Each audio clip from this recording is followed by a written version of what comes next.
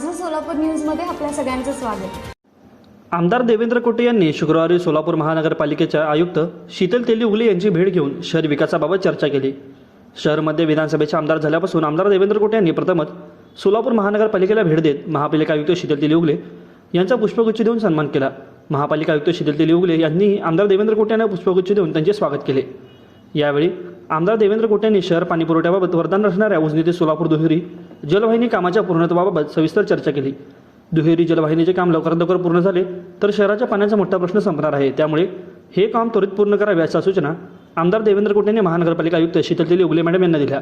Smart सिटीचे कामे, शहरातील कचरा, पाणी व्यवस्थापन, विद्युत व्यवस्थापन, स्वच्छता आदी विषयांवर उपाययोजनांबाबत सविस्तर चर्चा केली।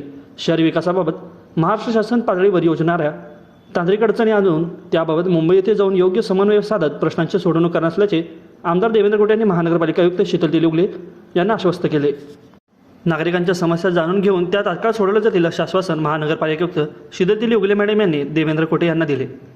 या प्रसंगी भाजपचे माजी शहराध्यक्ष विक्रम देशमुख, सोलापूर महानगरपालिकेचे स्थायी समितीचे माजी सभापती विनायक कोंडाल, माजी नगरसेवक गुरुशांत धुतुरगावकर आदी उपस्थित होते। माझं सोलापूर न्यूज या यूट्यूब चॅनलला सबस्क्राईब करा आणि बेल आयकॉन प्रेस करायला विसरू नका।